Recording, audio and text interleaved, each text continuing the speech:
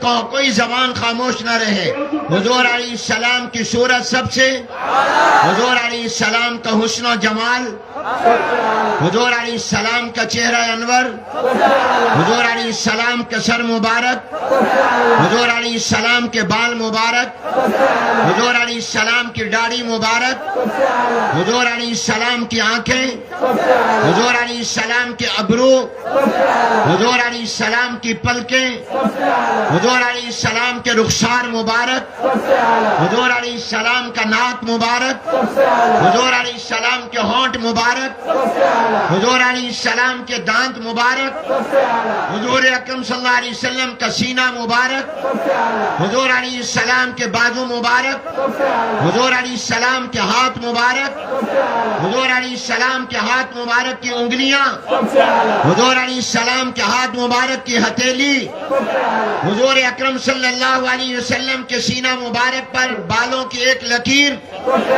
حضور اکرم صلی اللہ علیہ وسلم کے پاؤں مبارک، حضور علیہ السلام کے پاؤں کے تلوے، جناب نبی کریم حضور اکرم صلی اللہ علیہ وسلم کا سر سے پاؤں تک کا پورا وجود، حضور اکرم صلی اللہ علیہ وسلم کا حلیہ مبارک، حضور اکرم صلی اللہ علیہ وسلم کے چلنے کا طریقہ، حضور علیہ السلام کے بیٹھنے کا طریقہ، حضور علیہ السلام کے سونے کا طریقہ، حضور اکرم صلی اللہ علیہ وسلم کے گفتگو کا طریقہ، حضور علیہ السلام کے چپ رہنے کا طریقہ، جناب نبی کریم صلی اللہ علیہ وسلم کے کلام کا اور انداز، گفتگو کا انداز، جناب نبی کریم حضور اکرم صلی اللہ علیہ وسلم کی مکہ المکرمہ کی زندگی، حضور علیہ السلام کی مدینہ طیبہ کی زندگی، حضور اکرم صلی اللہ علیہ وسلم کے اعلان نبوت سے پہلے کی 40 سالہ زندگی، حضور علیہ السلام کے اعلان نبوت کے بعد کی 23 سالہ زندگی،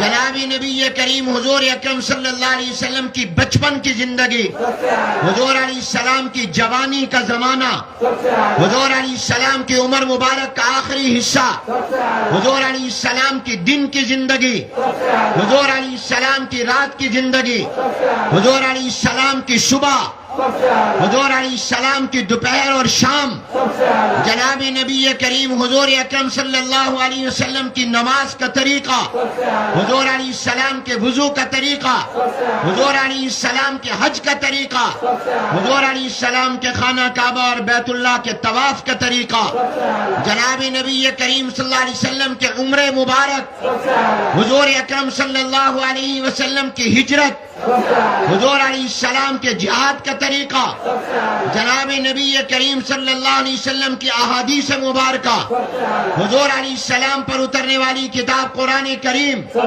حضور اکرم صلی اللہ علیہ وسلم کے معجزات، حضور اکرم صلی اللہ علیہ وسلم کا علم، حضور علیہ السلام کا حلم، حضور علیہ السلام کا صبر، حضور علیہ السلام کا شکر، حضور اکرم صلی اللہ علیہ وسلم کا ایثار، حضور علیہ السلام کی قربانیاں، جناب نبی کریم حضور اکرم صلی اللہ علیہ وسلم کی تبلیغ اور دعوت کا طریقہ، حضور علیہ السلام کے قرآن کی تلاوت کا طریقہ، حضور علیہ السلام کی عبادت کا طریقہ، حضور علیہ السلام کا معراج، حضور اکرم صلی اللہ علیہ وسلم کے صحابہ کرام، حضور اکرم صلی اللہ علیہ وسلم کے اہل بیت، حضور علیہ السلام کی ازواج مطہرات، حضور علیہ السلام کا خاندان، جناب نبی کریم حضور اکرم صلی اللہ علیہ وسلم کی بیویاں، حضور علیہ السلام کی بیٹیاں، حضور اکرم صلی اللہ علیہ وسلم کے آباء و اجداد، حضور علیہ السلام کی ہر ادا، حضور علیہ السلام کا ہر انداز۔ تو جب ہمارا ایمان ہے کہ حضور علیہ السلام کی ہر ادا سب سے اعلیٰ ہے، تو پھر یہ بھی ایمان اور عقیدہ ہے جس کا آپ نے ابھی اعلان اور اقرار اور اظہار کیا کہ اس پوری زندگی کا نام سنت ہے، گویا حضور علیہ السلام کی سنت سب سے اعلیٰ ہے۔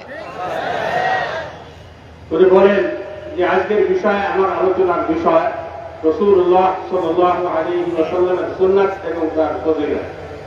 আগামীকাল যে আলোচনা করব এর উল্টা অর্থাৎ বিদআত। তো তার সেই সুন্নাতের আলোচনার পূর্বে আপনাদের সকলকে যে অঙ্গীকার করিয়েছেন, যে স্বীকারোক্তি আপনারা দিয়েছেন যে রাসূলুল্লাহ সাল্লাল্লাহু আলাইহি ওয়াসাল্লামের সমস্ত কিছু সবচেয়ে উত্তম, তো রাসূলুল্লাহ সাল্লাল্লাহু আলাইহি ওয়াসাল্লামের এই সমস্ত কিছুর নামই সুন্নাত, তাহলে রাসূলুল্লাহ সাল্লাল্লাহু আলাইহি ওয়াসাল্লামের সুন্নাত সবচেয়ে উত্তম, ঠিক না ঠিক? अल्लाह तबारक व तआला ने जो नेमतें हमें अता फरमाई, उनमें सबसे बड़ी नेमत इस्लाम की नेमत है। ये वो नेमत है जिसका अल्लाह ने नाम कुरान में खुद नेमत रखा है। इसको अल्लाह ने ताबीरी नेमत से किया है। ये इस्लाम मजहब नहीं है, बल्कि इस्लाम दीन है। कुरान करीम में अल्लाह तबारक व तआला ने जहां भी लफ्ज इस्लाम अल्लाह तबारक व तआला ने उसका तकल्लुम फरमाया, कुरान में उतारा, तो कहीं भी अल्लाह ने उसके साथ लफ्ज मजहब नहीं, बल्कि जहां भी कुरान में लफ्ज इस्लाम आया उसके साथ दीन का लफ्ज आया। मिसाल के तौर पर अऊज़ु बिल्लाहि मिनश शैतानिर रजीम, बिस्मिल्लाहिर रहमानिर रहीम, वमन यब्तगि गैरल इस्लामी दीनन फलन युक़बल मिन्हु। यहां अल्लाह ने सिर्फ लफ्ज इस्लाम नहीं फरमाया, साथ लफ्ज दीन भी बोला, और ये नहीं फरमाया वमन यब्तगि गैरल इस्लामी मज़हबन, बल्कि दीनन फरमाया। जो इस्लाम को बतौर दीन कबूल नहीं करेगा, किसी और का तालिब होगा, वो कबूल नहीं किया जाएगा। लफ्ज इस्लाम के साथ दीन आया, और एक जगह हसर के साथ फरमाया बिस्मिल्लाहिर्रहमानिर्रहीम, इन्नद्दीन इंदल्लाहिल इस्लाम।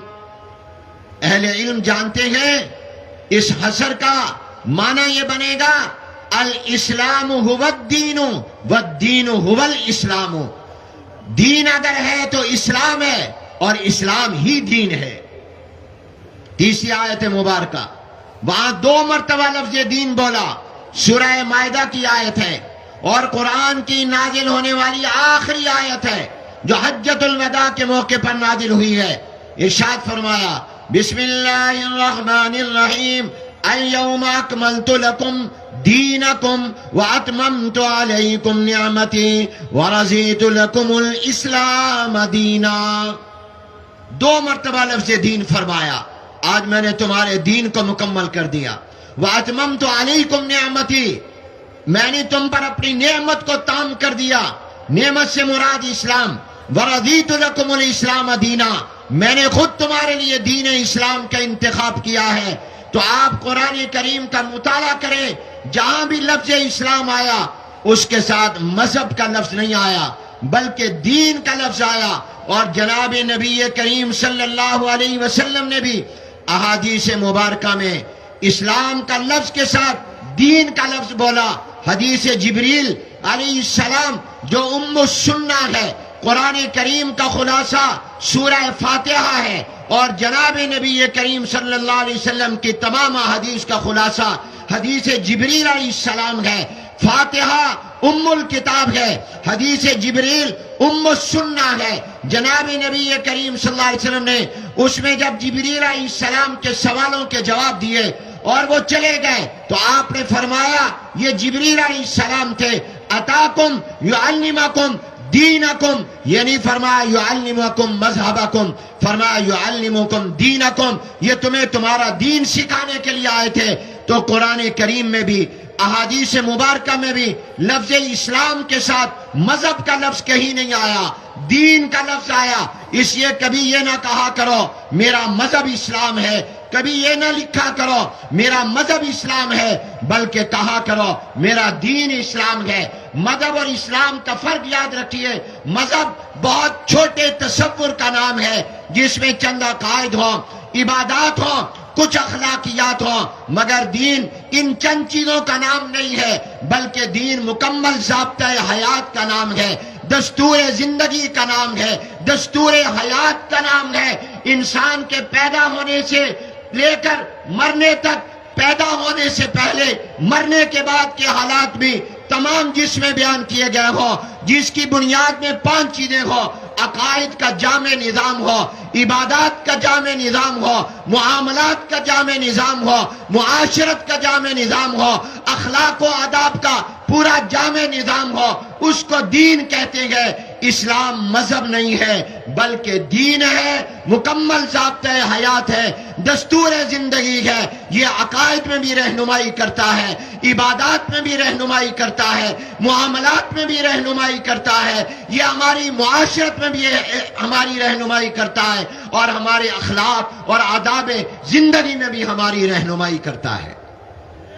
তিনি বলেন যে ইসলাম এটা একটি সর্বোত্তম দিন, সর্বোত্তম ধর্ম। তর্জমা না করে फिर भी ये समझ रहा है आपकी बात, आप इसने अच्छे तरीका से। کیوں بھئی آپ کو سمجھ آ رہی ہے؟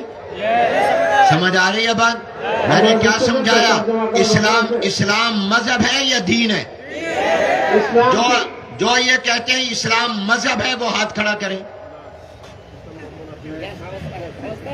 اب جو کہتے ہیں اسلام دین ہے وہ ہاتھ کھڑا کریں۔ ماشاءاللہ، نعرہ تکبیر، نعرہ تکبیر۔ یہ تو تمہاری آواز یہاں پورے چاٹگام میں نہیں گی، ڈھاکہ کیسے جائے گی؟ بلند آواز سے کہو نعرہ تکبیر۔ اور تم تو مجاہد ہو، مجاہدوں والی آواز جواب آنا چاہیے۔ نعرہ تکبیر، ماشاءاللہ، اور بلند آواز سے نعرہ تکبیر۔ اب جو میں نعرہ لگواؤں گا اس کے جواب میں آپ سارے کہیں گے محمد الرسول اللہ۔ کیا کہیں گے؟ پورا جملہ، نعرہ رسالت محمد الرسول، نعرہ رسالت اسلام زندہ باد۔ آپ کیا کرتے ہیں؟ زندہ باد، ہم کہتے ہیں زندہ باد، دونوں ایک ہی معنی ہے۔ اسلام، اسلام، اور آپ سارے آپ بھی زندہ باد۔ الحمدللہ۔ میرے دوستوں اور بھائیوں، آپ کریں گے ترجمہ؟ آپ کو بات سمجھ آ رہی ہے تو پھر اس ترجمے کی ضرورت نہیں ہے۔ نہیں۔ اچھا جناب، صدر اجلاس نے فرما دیا، اور ہم تو صدر کی بات منع کرتے ہیں، انہوں نے فرما دیا کہ کوئی ضرورت نہیں ترجمے کی۔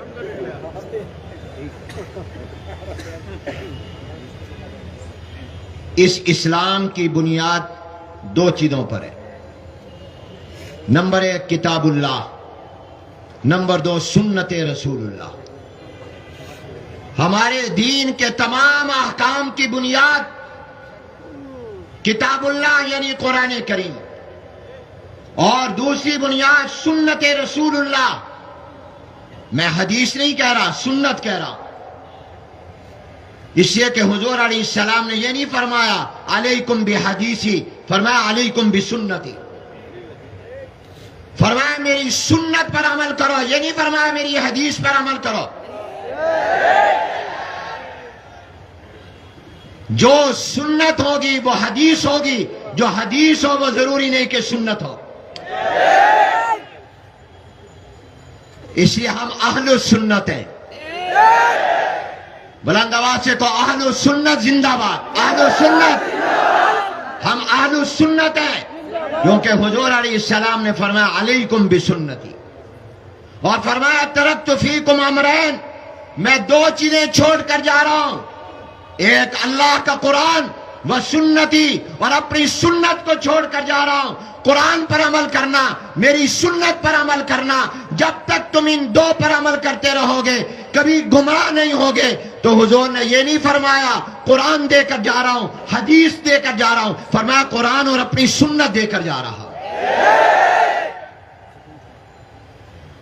اس لیے ہم اہل السنت والجماعت ہیں، اور جماعت اس لیے ہے کہ حضور علیہ السلام نے ہمیں صحابہ کی جماعت بھی عطا فرمائی، اور فرمایا ما انا علیہ واصحابی، یہی راستہ ہے سیدھا۔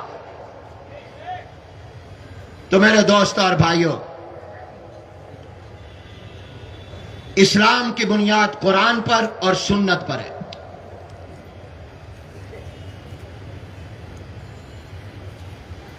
قرآن کریم پر عمل اور سنت پر عمل.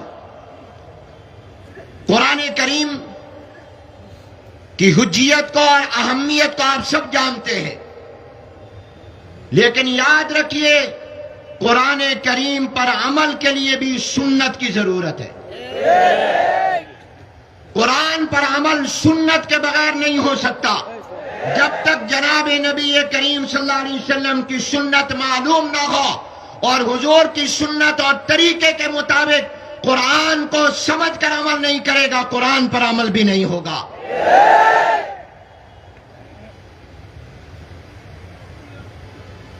قرآن کریم پر عمل سنت کے مطابق ہوگا تو وہ عمل معتبر ہوگا، اور اگر سنت کے مطابق نہیں ہوگا تو قرآن پر عمل بھی معتبر نہیں ہوگا.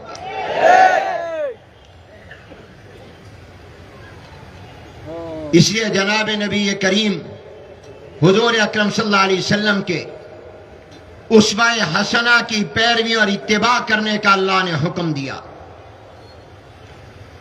قرآن کریم کی جو آیت مبارکہ میں نے پڑھی اس میں فرمایا لَقَدْ كَانَ لَكُمْ فِي رَسُولِ اللَّهِ أُسْوَةٌ حَسَنَةٌ، تمہارے لیے، اور بڑی تاکید کے ساتھ فرمایا جناب نبی کریم صلی اللہ علیہ وسلم کی زندگی میں خوبصورت نمونہ ہے. صرف اتنا نہیں فرمایا اسوہ ہے، بلکہ فرمایا حسنہ، نیک خوبصورت اسوہ ہے. معلوم ہوا مسلمان کی زندگی خوبصورت بنے گی حضور علیہ السلام کے خوبصورت طریقے پر عمل کر کے. اور پھر آگے فرمایا، اس کو مطلق نہیں بیان کیا، آگے قید لگائی، اس کی مشروط کیا کہ جناب نبی کریم صلی اللہ علیہ وسلم کا اسوہ حسنہ اس کے لیے ہوگا لمن کان یرجو اللہ والیوم الآخر، جو اللہ تبارک و تعالی کی ملاقات اور آخرت کے دن پر ایمان رکھتا ہوگا، جو حضور کے اسوے پر عمل کرنا چاہتا ہوگا، اس کے لیے یہ اسوہ کام دے گا. ورنہ یہ اسوہ تو ابو جہل کے سامنے بھی تھا، ابو لہب کے سامنے بھی تھا، ان کے کام نہیں آیا، کیونکہ لمن کان یرجو اللہ والیوم الآخر سے وہ خالی تھا. یہ ابو بکر کو نصیب ہوا، عمر کو نصیب ہوا، عثمان غنی، علی المرتضی، 1,24,000 صحابہ کو یہ نصیب ہوا. کیوں؟ لمن کان یرجو اللہ والیوم الآخر میں وہ داخل تھے. جناب نبی کریم صلی اللہ علیہ وسلم کی سنت کیا ہے؟ وقت مختصر ہے، میں زیادہ لمبی بات نہیں کر سکتا، صرف آپ کو 3 باتیں عرض کرتا ہوں.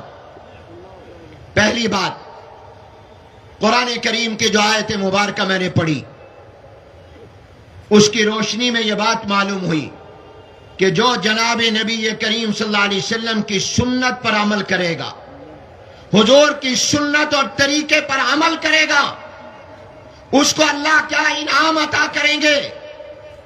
وہ انعامات تو میں بعد میں عرض کرتا ہوں جو قرآن میں بیان ہوئے، مگر قرآن و سنت کی روشنی میں پہلے آپ کو ایک بات عرض کر دوں، جو سنت پر عمل کرنے کا بہت بڑا انعام ہے.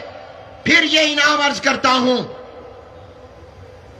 سنت کہتے ہیں حضور علیہ السلام کی زندگی کو، سنت کہتے ہیں حضور علیہ السلام کی پسند کو، سنت کہتے ہیں جناب نبی کریم صلی اللہ علیہ وسلم کے مبارک طریقے کو، سنت کہتے ہیں جناب نبی کریم صلی اللہ علیہ وسلم کے دائمی عمل کو، سنت کہتے ہیں حضور علیہ السلام کے اسوہ حسنہ کو. اس سنت رسول اللہ کی کیا عظمت ہے، اس کی کیا برکت ہے، اس کی کیا فضیلت ہے. بنگلہ دیش کے مسلمانوں، عام زبان میں عرض کر رہا ہوں، یہ علماء کرام کا نام تو میں نے برکت کے لیے لیا، جیسے وَعْلَمُوا أَنَّمَا غَنِمْتُمْ مِنْ شَيْءٍ فَأَنَّ لِلَّهِ خُمُسَهُ میں اللہ نے مال غنیمت کے خمس کے مسارے میں اپنا نام جو لیا برکت کے لیے لیا. میں نے علماء کا نام بھی برکت کے لیا، مخاطب تو آپ میرے ہیں، میں آپ کو سمجھانا چاہتا ہوں، آپ کی زبان میں سمجھانا چاہتا ہوں، عام انداز میں بتانا چاہتا ہوں، تاکہ تم سنت کی اہمیت کو سمجھ کر جاؤ اور تمہیں پتا چلے کہ سنت کیا ہے، اور اللہ مجھے اور آپ کو سنت کے مطابق زندگی گزارنے والا بنا دے۔ سنت کا سب سے بڑا فائدہ یہ ہے، سنت کی سب سے بڑی عظمت یہ ہے، سنت کی سب سے بڑی برکت یہ ہے کہ میں 3 لفظ جو بولنے لگا ہوں اس کو یاد کیجئے، میرے ساتھ کہیے، سنت کا فائدہ یہ ہوگا کہ جب سنت پر عمل کرو گے، سنت کے مطابق زندگی گزارو گے، تمہاری عادت عبادت بن جائے گی، تمہاری دنیا دین بن جائے گی، تمہارے طبیعت کے تقاضے شریعت بن جائیں گے۔ یہ الفاظ بھی آپ میرے ساتھ کہیں، میں دعا کرتا ہوں اے اللہ جو جو کہے اس کو سنت والی زندگی نصیب فرما، اللہ اس کو سنت پر مٹنا نصیب فرما۔ آپ میرے ساتھ کہو گے؟ سمجھ میں آ رہا ہے؟ میں نے 3 لفظ بولے، دل کی تختی پر لکھو، اس کو اپنے پیش نظر رکھو، سنت میرے محبوب پیغمبر جناب نبی کریم صلی اللہ علیہ وسلم کی زندگی، میرے محبوب پیغمبر کا طریقہ، میرے محبوب پیغمبر کی ادائیں، میرے محبوب پیغمبر کا اسوہ حسنہ جس کو ابھی آپ نے اعلیٰ مانا ہے، ان کی سنت اتنی اعلیٰ ہے کہ کوئی اس سنت کے مطابق عمل کرے گا، اس کی دنیا کا کام دین بن جائے گا، طبیعت کا تقاضا شریعت بن جائے گا، عادت کے کام عبادت بن جائیں گے۔ سارے کہو، عادت عبادت بن جائے گی، عادت عبادت بن جائے گی، دنیا دین بن جائے گی، طبیعت کا تقاضا شریعت بن جائے گا۔ سبحان اللہ کہو، سارے بلند آواز سے کہو سبحان اللہ، اونچی آواز سے کہو سبحان اللہ، سارے مل کر کہو سبحان اللہ۔ تم ایک مرتبہ سبحان اللہ کہتے ہو جنت میں درخت لگ جاتا ہے۔ یہ تخت سلیمانی سے زیادہ قیمتی ہے، یہ سلیمان علیہ السلام کی بادشاہ سے زیادہ قیمتی ہے۔ بلند آواز سے کہو سبحان اللہ، سارا مجمع کہے سبحان اللہ۔ حضور علیہ السلام کی سنت اتنی اعلیٰ ہے، حضور علیہ السلام کی سنت اتنی عظیم ہے، حضور علیہ السلام کی سنت مبارک اتنی مقدس ہے اور اتنی عظیم الشان ہے کہ سنت پر عمل کرو، دنیا دین بن جائے گی، عادت عبادت بن جائے گی، طبیعت کا تقاضا شریعت بن جائے گا۔ بتاؤ بنگلہ دیش کے مسلمانوں، تم کیا چاہتے ہو؟ تمہارا دین دنیا بن جائے یا دنیا دین بن جائے؟ جو کہتے ہیں دین دنیا بن جائے وہ ہاتھ کھڑا کرے۔ اب جو کہتے ہیں دنیا دین بن جائے وہ ہاتھ کھڑا کرے۔ ماشاءاللہ، آپ تو سمجھتے، جو چاہتے ہیں عادت عبادت بن جائے وہ ہاتھ کھڑا کرے۔ ماشاءاللہ، جو چاہتے ہیں ہماری طبیعت کے تقاضے شریعت بن جائیں وہ ہاتھ کھڑا کریں۔ ماشاءاللہ۔ میرے دوستو، اب میں آپ کو مثال سے سمجھاتا ہوں، یہ 3 لفظ یاد رکھو، سنت کتنی اعلیٰ ہے۔ ان سنتوں کو، حضور کی سنتوں کو زندہ کرو، تمہاری دنیا دین بن جائے گی، تمہاری عادت عبادت بن جائے گی، تمہاری طبیعت کے تقاضے شریعت بن جائے گی۔ مثال، آپ کھانا کھاتے ہیں یا نہیں کھاتے؟ بھوک ہڑتال ہے یا کھانا کھاتے ہو؟ بولو، کھاتے ہو نا؟ آپ سچ بتاؤ، دیکھو جھوٹ نہ بولنا، کبھی تمہارا دھیان خیال ادھر گیا کہ کھانا کھانا عبادت ہے؟ کبھی نہیں گیا۔ دیکھو سچ بولو، جھوٹ نہ بولنا۔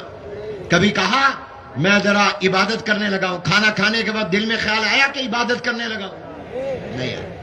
کھانا عادت ہے، روٹین ہے، کھانا کھانا طبیعت کا تقاضا ہے، بھوک لگتی ہے انسان کھانا کھاتا ہے۔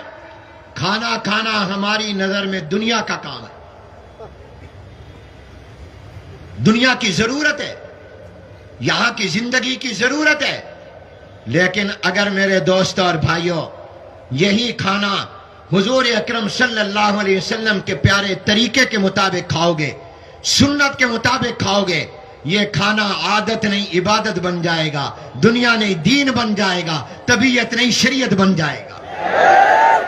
اس کو دائیں جانب کا فرشتہ لکھے گا، نیکا نیکی کے طور پر لکھے گا اور آخرت میں اجر ملے گا، دنیا میں اللہ کی رحمتیں ملیں گی۔ اور وہ کیا ہے؟ جب تم کھانا کھاؤ، دوپہر کو، شام کو، صبح کو ناشتہ کرو، کھانا کھانے سے پہلے اپنے ہاتھوں کو دھو لو اور بسم اللہ الرحمن الرحیم پڑھ کر کھانا کھاؤ، دائیں ہاتھ سے کھانا کھاؤ، کھڑے ہو کر نہیں، بیٹھ کر کھانا کھاؤ، اور آخر میں دعا پڑھو، الحمدللہ الذی اطعمنا وسقانا وجعلنا من المسلمین۔ رب محمد کی قسم، رب کعبہ کی قسم، یہ کھانا عادت نہیں، عبادت بنے گا، یہ طبیعت کا تقاضا نہیں، شریعت بنے گا، یہ دنیا نہیں، دین بنے گا، اور دائیں جانب کا فرشتہ آپ کے میرے نامہ اعمال میں بطور عبادت کے اور نیکی کے لکھے گا۔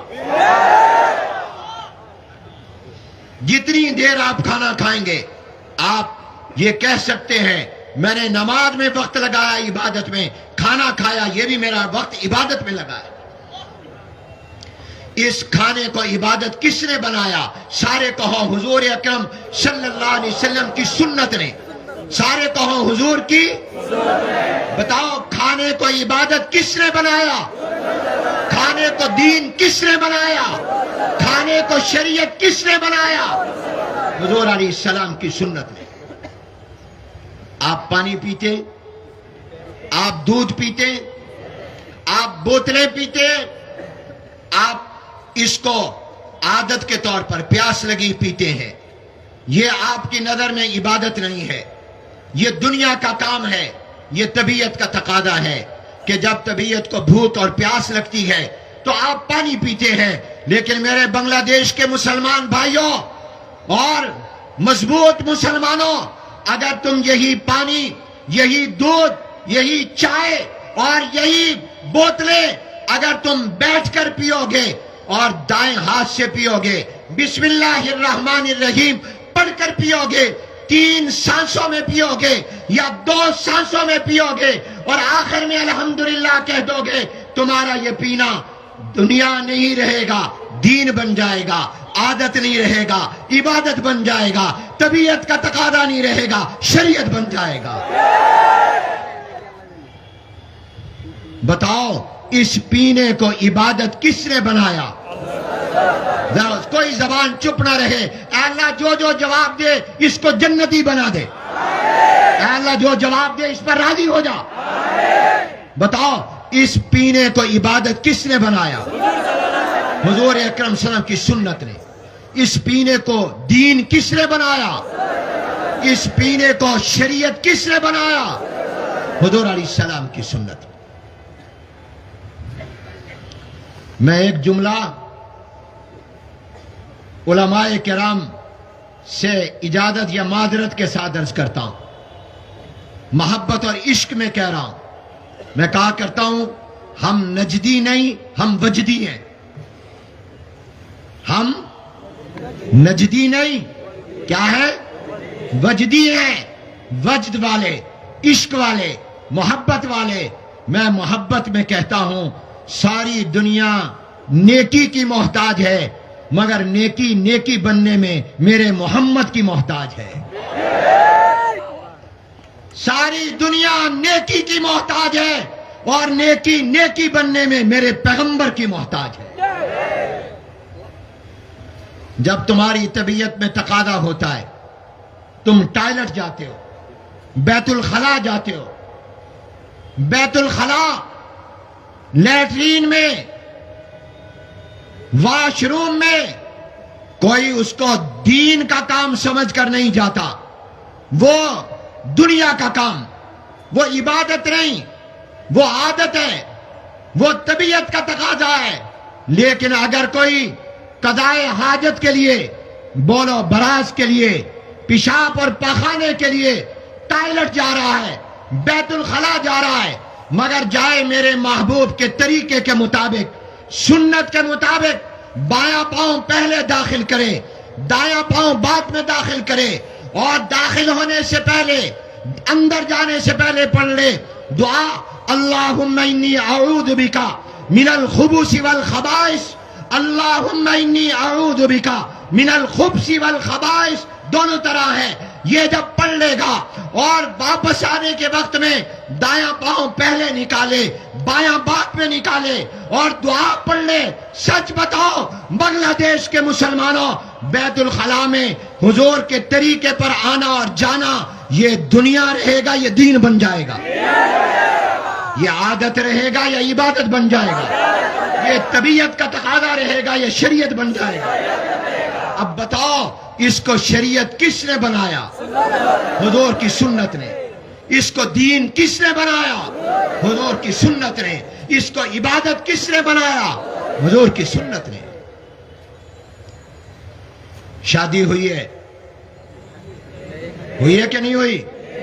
جس کی ہوئی ہے وہ ہاتھ کھڑا کرے۔ بہت کم شادی والے ہیں، اور جن کی نہیں ہوئی وہ ہاتھ کھڑا کریں۔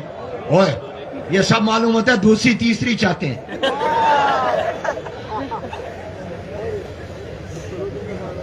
بیوی کے قریب جانا، نکاح کا تقاضا پورا کرنا، یہ طبیعت کا تقاضا ہے، یہ دنیا ہے، یہ عادت ہے۔ لیکن اگر حضور کی تعلیم کے مطابق ہو، دعا پڑھ لے، اللہم جنبنا الشیطان وجنبنا عما رزقتنا وجنبنا عما رزقتنا یا وجنب الشیطان عما رزقتنا، یہ دعا پڑھ لے تو آپ بتائیے نکاح کا تقاضا پورا کرنا بھی یہ دین بن جائے گا کہ نہیں بن جائے گا؟ حضور علیہ السلام کی تعلیم کے مطابق ہو، شریعت کے مطابق ہو۔ آپ کاروبار کرتے ہیں، تجارت کرتے ہیں، بزنس کرتے ہیں، لیکن اگر آپ تجارت، کاروبار، بزنس، شاپ، دکان، فیکٹری پر جا کر کاروبار کرتے ہیں، رزق حلال کماتے ہیں، اور آپ نیت کر لیتے ہیں حضور کی سنت پر عمل ہو جائے، حضور علیہ السلام نے تجارت کی ہے، کاروبار کیا ہے، اور آپ اپنی تجارت کے اندر دیانت کو، امانت کو، سچائی کو پیش نظر رکھتے ہیں اور ان اصولوں پر کرتے ہیں جو حضور علیہ السلام نے فرمائے، حضور کے طریقے پر کرتے ہیں، آپ کی یہ تجارت دنیا نہیں دین بن جائے گی، عادت نہیں عبادت بن جائے گی، یہ طبیعت کا تقاضا اور ضرورت نہیں شریعت بن جائے گا۔ میرے دوستوں اور بھائیوں، آپ اپنے بچوں سے پیار کرتے ہیں، باپ ماں اپنے بچوں کو چومتے ہیں، پیار کرتے ہیں، لیکن اگر تم پیار کرتے وقت میں یہ ارادہ کر لو کہ میں اس لیے چوم رہا ہوں بچوں کو کہ حضور اکرم صلی اللہ علیہ وسلم بچوں کو چومتے تھے، آپ نے حسنین کریمین کو پیار کیا ہے، حضور علیہ السلام سیدنا حسن سیدنا حسین رضی اللہ تعالیٰ عنہ کو چومتے بھی تھے، سونگھتے بھی تھے۔ فرمایا چومتا اس لیے ہوں کہ میرے جگر کے ٹکڑے ہیں، سونگھتے کیوں ہیں؟ فرمایا اس لیے کہ جنت کی خوشبو آتی ہے۔ سبحان اللہ کہو بلند آواز سے، تمہاری سبحان اللہ کمزور نہیں ہونی چاہیے، بلند آواز سے کہو۔ فرمایا چومتے بھی ہیں، سونگھتے بھی ہیں۔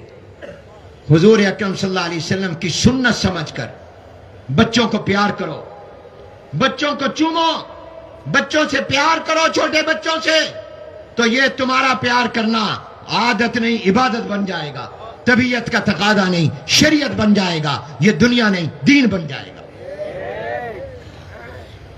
حضور علیہ السلام کی سنت، ماں باپ کی خدمت کرتے ہو، ماں باپ کا احترام کرتے ہو، ماں باپ کی عزت کرتے ہو، لیکن اگر یہ ارادہ کر لو کہ میرے نبی نے فرمایا بڑوں کی عزت کرو، بڑوں کا احترام کرو، بڑوں کی خدمت کرو، میں حضور علیہ السلام کی سنت ہے، حضور نے مجھے یہ سکھائی ہے۔ حضور تو اپنی دودھ پلانے والی والدہ حضرت حلیمہ سعدیہ کے لیے کھڑے ہو گئے تھے، حضور نے اپنی چادر اٹھا کر بچھا کر حضرت حلیمہ کو اس پر بٹھایا تھا۔